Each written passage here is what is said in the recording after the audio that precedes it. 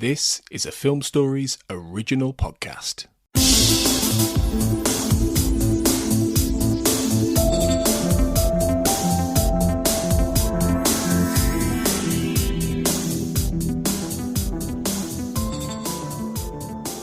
Welcome to the X-Cast X-Files Podwatch, episode 57, covering Travelers and Mind's Eye. I'm your host, Darren Mooney, and with me is expert, author, and artist Chris Knowles. Good to see you again, Chris. Good to see you. Even though I don't see you, I hear you, but it's still good. It is indeed. It's been a while. We talked in the second season, but I think this time we might actually have perhaps two. Well, we both liked Red Museum a bit more than the conventional wisdom sort of allowed, but we also talked about Excelsior Day. But I think this time we've got maybe two slightly stronger episodes. So we're going to be talking about Travelers, and we're going to be talking about Mind's Eye. So let's sort of start with Travelers, it's the 15th episode of the 5th season. So it's 3/4 of the way through the year. It was broadcast on March 29th, 1998. It's directed by William A. Graham, who I believe also directed Space in the first season. And it's written by John Shaban and Frank Spotnitz. And it's an interesting episode in a number of respects, which we'll probably talk about in a great deal, because first of all, it's mostly a flashback episode set in the 50s. But it stars Darren McGavin as Arthur Dales, a character that he would reprise in the 6th season. But this is a nice little bit of sort of continuity and referencing and sort of history acknowledging, because obviously McGavin had played the role of Kolchak the Night Stalker in the 70s, a character who'd inspired and sort of defined and shaped the show. And I mean, when we were talking about Red Museum, you talked about how like the first season and a half of the X-Files simply would not have been possible without Kolchak the Night Stalker. And it's really where Chris Carter sort of, mined his Night Stalker obsession to the best of his abilities.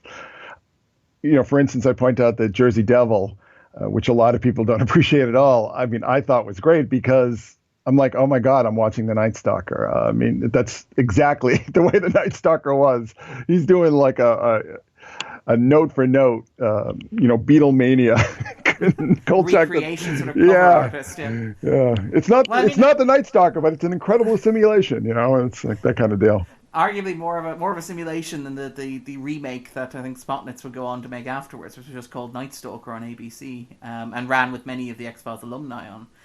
It was Gilligan and it was Darren Morgan as well, I think, also joined him on that, if I remember correctly. And also a number of directors. Did Bowman direct an episode of The Night Stalker? I'm not entirely sure, but the thing that's interesting about that series is how it really feels like season 9 of the X-Files. And it looks like season 9 of the X-Files. And not in a flattering way. Well, there is no flattering way to look like the 9th season of the X-Files. Well, I mean, I'm a little bit more generous to the 9th season than I think a lot of fans are. But you really see that who the guiding force was in season 9. And yeah, I mean, definitely that was definitely his season. And like I said, I understand its drawbacks and its shortcomings, but I'm just a little bit more fond of it than I think a lot of fans are. All right, so just in terms of Travelers, because Travelers arrives, it's 3/4 of the way through the 5th season. It's an episode that is quite light. It has no Gillian Anderson, because I believe she may have been absent. Was it working on scenes for Fight the Future? But Duchovny also just has a very small role in it. But it's primarily a flashback that's set during the time of the House On-Americans Committee, and I believe it may have been inspired by the story of screenwriter Arthur Dimmesdale, who taught Spotnitz how to write, and he was a major influence on his work there. And it is this exploration of like the House On-American Activities Committee, which sort of blacklisted celebrities by insinuating that they were linked to communism. Are you now, or have you ever been a member of the Communist Party, as Roy Cohen sort of states here?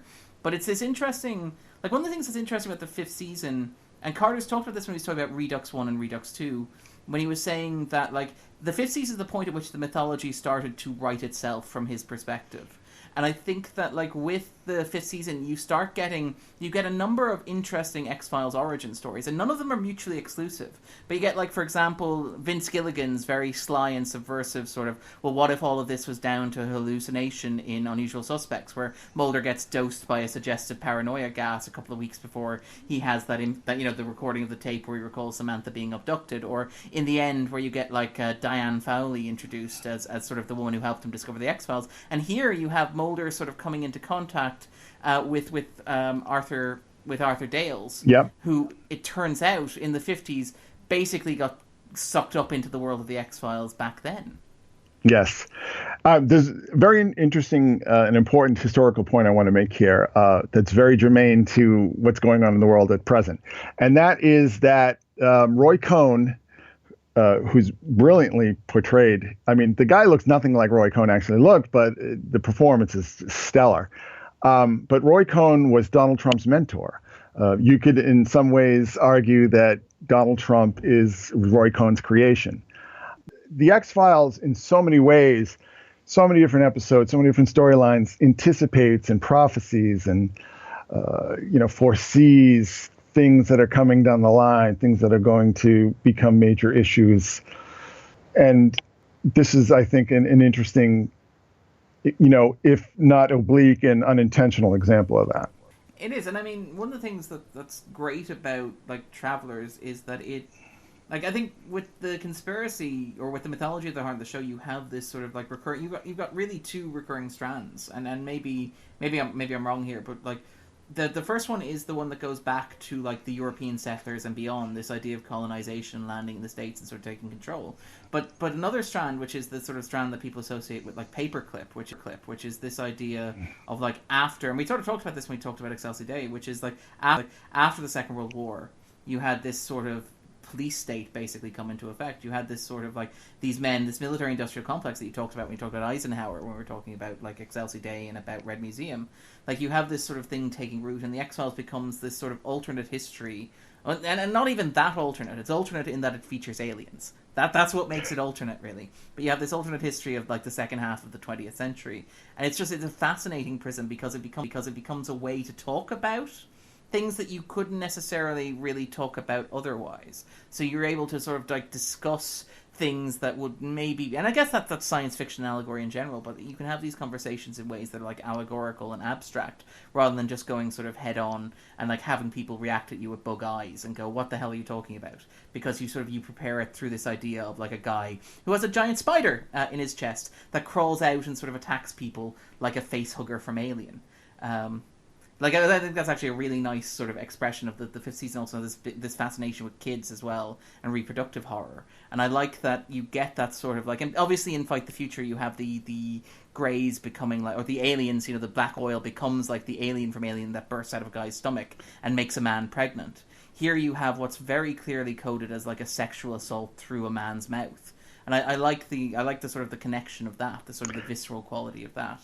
And sort of just the recurring imagery that bubbles through. There are a lot of subtexts and that are woven throughout the X-Files that really, again, it's this rich tapestry. There's so much information. There's so many ideas. There's so many themes. There's so many basic human behaviorisms that are sort of hardwired into this mythology. I mean, I consider this a mythology episode, even though it necessarily doesn't deal with the Syndicate or the Black Oil or anything like that. We do have William Mulder, not the child, but the grandfather. Yeah, the grandfather show up. So to me, this is a mythology episode. And the way I sort of weave this in is that, if you understand the reality of human experimentation, unethical human experimentation in the United States, particularly after the Cold War era, I mean, they were basically trying anything they could, throwing a bunch of things against the wall and seeing what stuck. I mean, some of it is absolutely horrifying. I mean, things that you can't even talk about.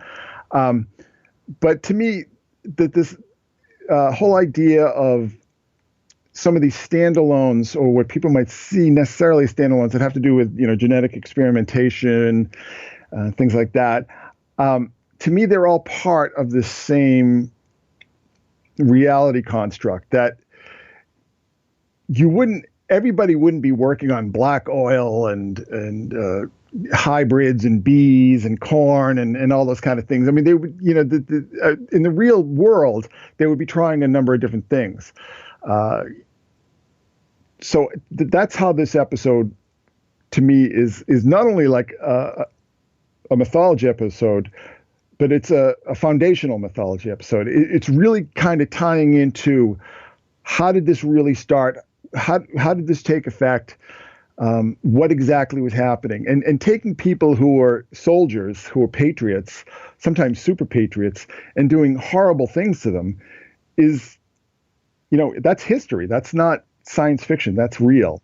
So I think that's what gives, for people who understand that, that's what gives this episode to me like a really powerful added kick. Well, I mean, even allegorically, it's like it's one of the fundamental X-Files stories in that it's a story about Mulder discovering a secret history involving his father. And what's interesting is it's not only his father, Bill Mulder, like, because the X-Files is like you only discover your father, as the cigarette-smoking man says in Anasazi. But it's also his father in the sense of like Arthur Dent, played by Darren McGavin. It's like the character who led to the existence of Mulder.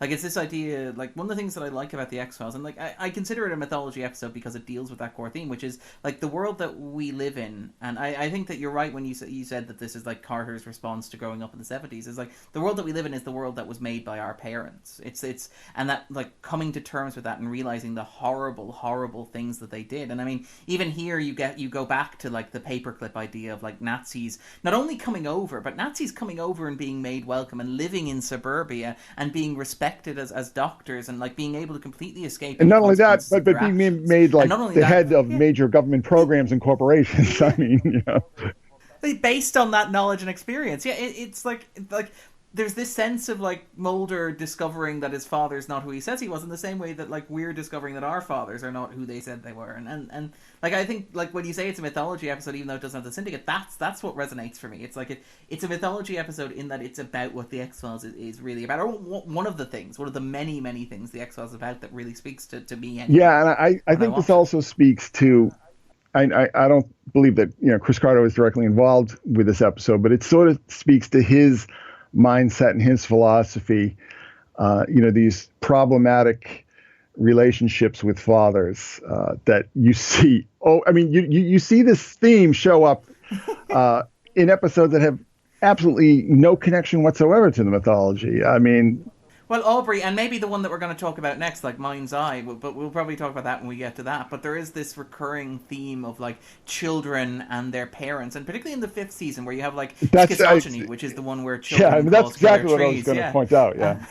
But I mean, even in episodes, that you're right, that have nothing to do with black oil and mythology and stuff, you still have this recurring like fascination with kids almost at war with their parents, almost like coming to blows with them. And I like that it's so woven into the fabric of the show that even in an episode like this is tangentially mythology, but even in episodes that are not explicitly or at all mythology, like Chinga, for example, you have that same core idea, which is like children against parents, and like parents afraid of children and children afraid of parents. And I think like it works really well.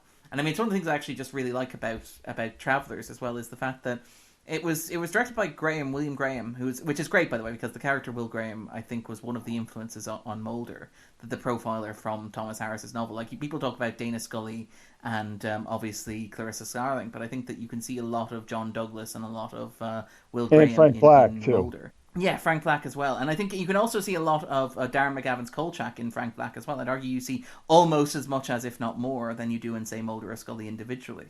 And I like that Darren McGavin would also pop up in the same year as Frank Black's father, which like makes him like the great-grandfather of the Chris Carter universe, which is very sweet and very touching. But it's very, I like the production value of this episode. It's very old school and very sort of like, Graham, he directed Space, I believe, in the first season, if I remember correctly. Yeah, which just turned out to be an absolute travesty.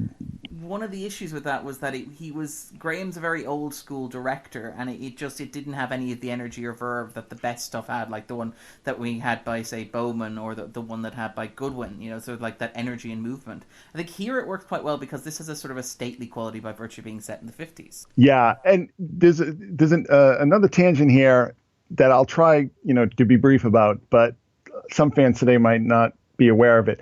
But there was actually there was a bunch of shows that popped up, trying to capture the vibe of the X-Files and so on. Most of them were very short-lived. But one of these shows that was actually very short-lived was a show called Dark Skies. And Dark Skies was basically like, what if we just do the X-Files, but it's all mythology? And it's chronological as well, if I remember correctly. Like it's a period piece, right? Yeah, and it's a terrible show. And it's funny because it did like the whole Travelers motif for the first few episodes, and then it suddenly became like Mission Impossible, and it was just like, wait, what happened? I thought I was watching one show, and they became another show. And there's a lot of interesting behind the scenes stories there with, conflicts and things like that. But anyway, the point is that the X-Files, 1013, these guys were extraordinarily competitive. They were extraordinarily type A, alpha male, go for it, go-getter types. And I think that what this episode is doing is saying, okay, you ripped us off, but we're going to do what you did, what you tried to do, and we're going to do it a million times better. And I think that's some of the energy that I personally sort of sense in this episode is like, all right, we'll show those guys who's boss, We're going to take an entire week out of our schedule, give a 2-finger salute to them. While also driving past them at high speeds. So, I mean, again, it's this whole thing with X-Files scripts is that there's just so much in the air. There's so many balls being juggled. Sometimes it works, sometimes it doesn't, but it's like it usually did work. And even when it didn't work, the machine was so interesting. Yeah, the machine was so well oiled that it was watchable. I mean, there are very few X-Files episodes that I just find completely unwatchable. And like nobody's going to put Travelers in their top 10 or even their top 20. But it's just, to me, this entire 5th season was just a machine of incredibly hardworking professionals just operating at peak capacity. And even when the stories aren't that great, for instance, Schizogeny is not really the most captivating case Mulder and Scully ever worked. But I'm engaged by it. It's because I'm watching the machine. I'm watching the machine go, okay, we're given this script. Well, this script sort of sucks. Let's, try to make it work. Yeah. And to me, it works. I mean, it's by no means a stellar episode. I mean, maybe, I don't know, 2.5, 3 stars or whatever, but it's, I enjoy watching it because I enjoy watching how incredibly efficient these people were at storytelling. Yeah, it's well made. It looks good, and it's interesting. And I mean, I think its pacing is a little sluggish. It's it's maybe a little bit it's not unclear, but it's sort of it doesn't have that sort of zest or energy to it that it might otherwise have. But it is well made and a testament to the production team and how well they're working. Yeah, absolutely.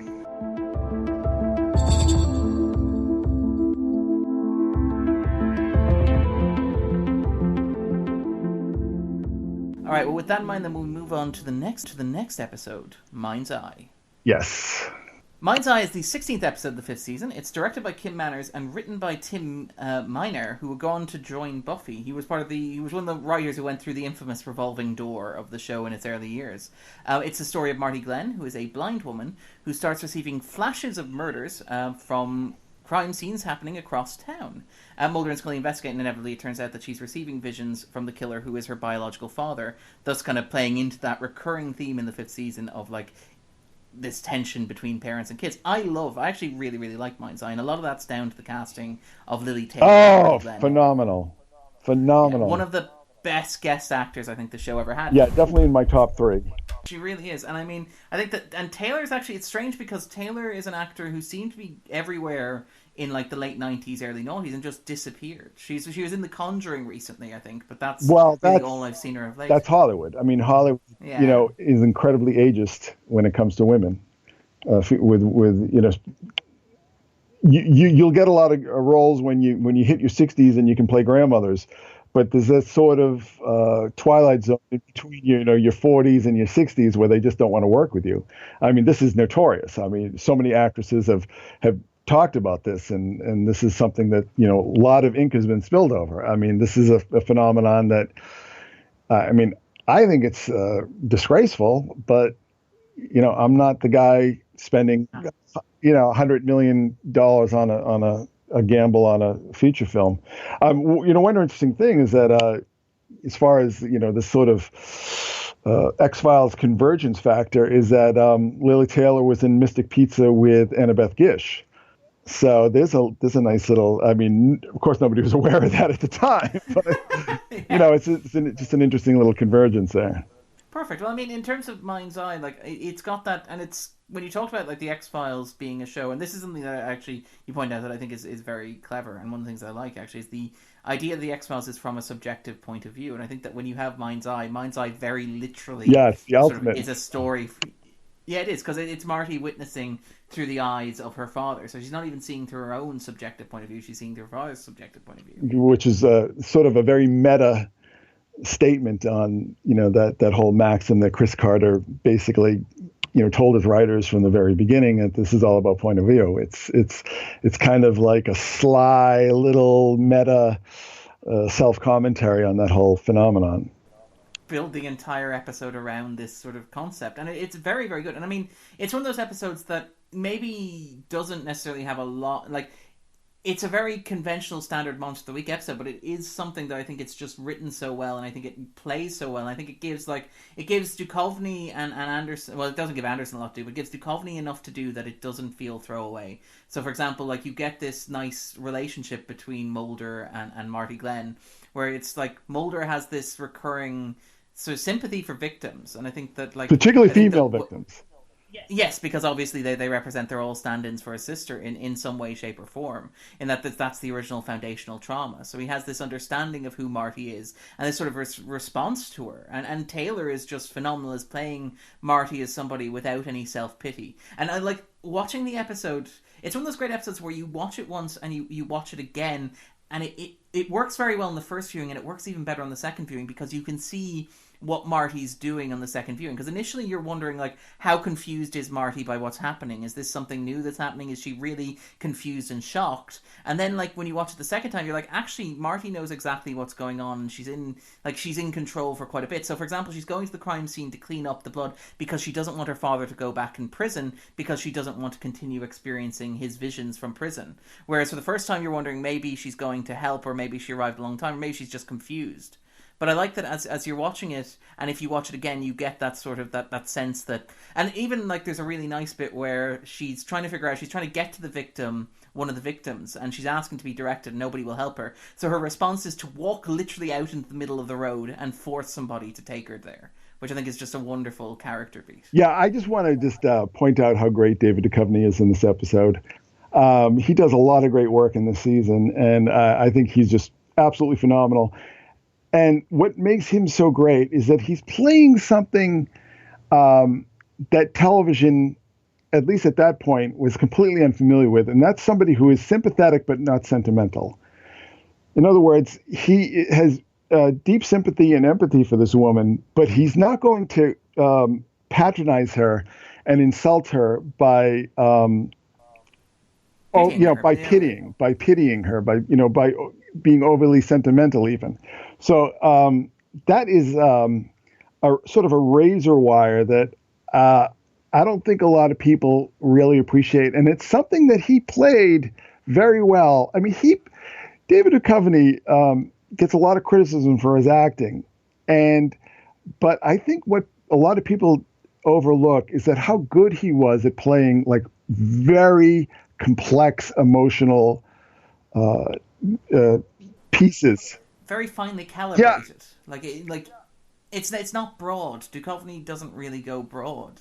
And like he talked about, like, during the first season when he'd have arguments with directors who wanted something broad, which I think is what you get in television acting, because television sets have always traditionally been smaller, so there's been a tendency to go theatrical because you're always playing to somebody in the cheap seats. But Duchovny's performance is always, like, okay, it's not always. There are times when he very clearly phones it in when he doesn't like the script, but when he's doing it, it's always nuanced and very fine and very precise, and like it's like watching a watchmaker work. Yeah, I think this is a phenomenal example of that, of just how good an actor he could really be. And not just how good an actor he could be, but how smart he was, how intelligent he was, how he really understood the complexities and contradictions of what that the writers are presenting him with, and maybe is putting things on the screen that aren't necessarily in the script.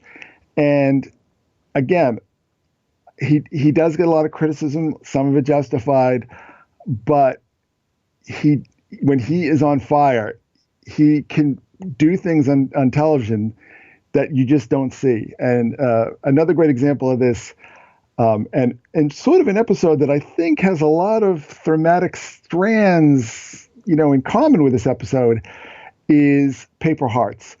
And the way he plays, because it's all about seeing, are you seeing this through somebody else's Through somebody eyes? else's Yeah, I mean, perspective. what is what you see in reality, things like that. But the scene where he confronts John Lee Roach, Tom yeah, Noonan yeah, characters. John Lee Roach in the second Mulder family house. I think it's one of the greatest examples of television acting I've ever seen. It's astonishing. I can just watch that scene over and over again. It's like wrong house, It's just like Yeah, it's the wrong house. phenomenal. And I think he brings that energy. I mean, you can tell when he's really invested. Yeah, and when he's engaged. I mean, he's and Jesus. I mean, another episode. I mean, this is sort of like almost like part of a trilogy because you can tie this back to Oublié with Lucy Householder. It's also Yes, which is underrated as well. That's another sort of underrated episode. Yeah, no, I mean, that is just a 5-star episode in general, phenomenal. But it's interesting that those 3 episodes are tied together as far as perception and reality and seeing things through somebody else's eyes, but also, victimization of children. I mean, the horrible victimization of Lucy Householder, the horrible victimization that John Lee Roach committed. Yeah, and then as victims, yeah, and obviously Marty's own experience from birth. I mean, this woman has been in hell. So it's like, and again, it's the curse of the fathers. There's so many different themes, flying through this, these episodes that I just think are not even perceived. I mean, not even recognized, and it's just they're so deep and they're so powerful, and they obviously come from real places. I mean, this is real emotion. You can't fake this stuff.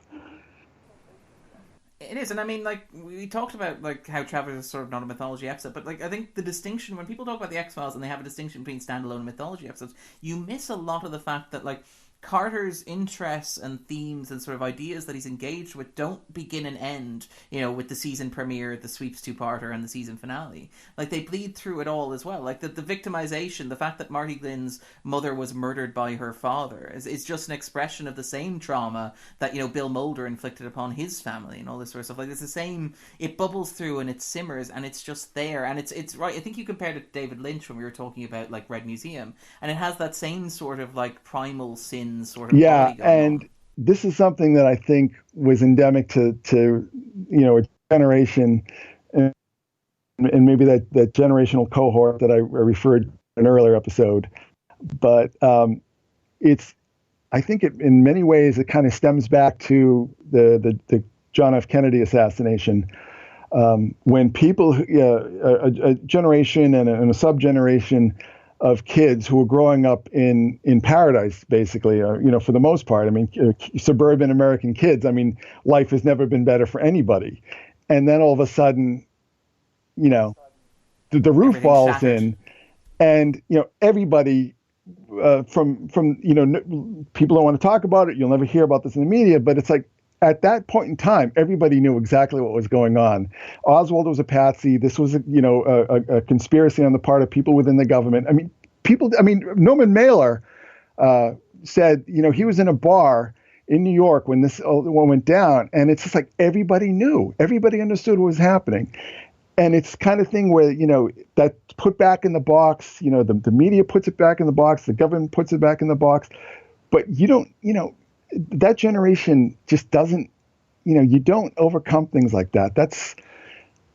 That's your world being shattered. That's your entire worldview coming apart. And I again, this is something that plays not only in the mythology where it's obvious and it's explicit, but also I think in episodes like this. I really truly believe that is a through line, that it isn't just Carter. I think his best writers were on the same page with him.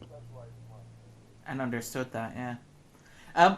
So I think that might actually be a good place to leave this for the moment. I think we'll be talking again soon. But Chris, in terms of if anybody listening to this podcast wants to find you, we mentioned before, but it's worth pointing out, The Complete X-Files has a brand new edition that is available from Amazon and all good publishers. We can also find you at your blog, I believe, as well. Yeah, secretsun.blogspot.com. secretsun.blogspot.com. Perfect. You can find me at the Movie Blog. I also host the 250. And we will be back soon enough. In the meantime, feel free to tune in tomorrow for episode 58, in which Carl will be discussing with yourself All Good Things and the Pine Bluff variant. Yeah, true. Until then, that's a good one. That's a good one. Tune in. Thanks, Chris. I really feel this was also a good one. Yeah, this was a great one. But I'm actually quite looking forward to hearing that one. But until then, trust no one.